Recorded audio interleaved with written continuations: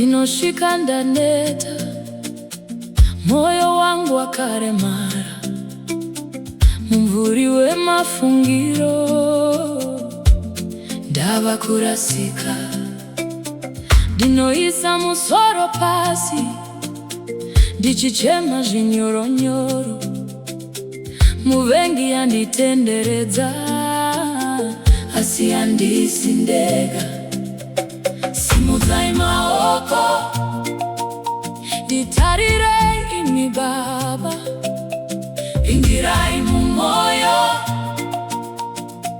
ndiri pano nasi, zororai mweya wangu, ndibatei zvakasimba, ndinovimba neshoko, ndinoshevedza zita renyu.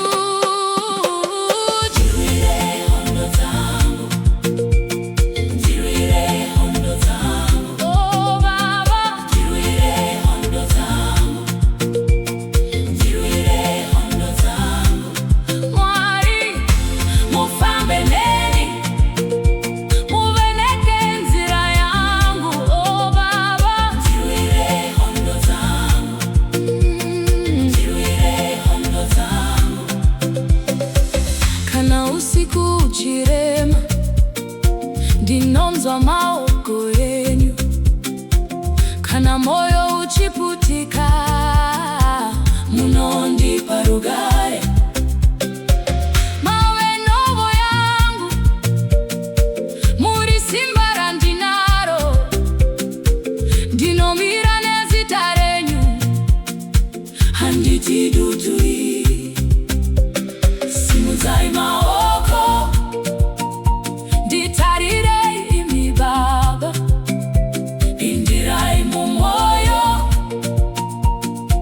ndiri pano nasi, zororai mweya wangu, ndibatei zvakasimba, ndinovimba neshoko, ndinoshevedza zita renyu.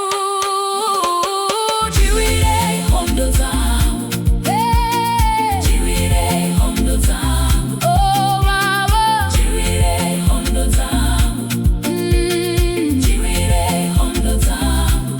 Mwari, mufambe neni, muveneke nzira yangu, oh Baba, ndirwirei hondo dzangu, ndirwirei hondo dzangu.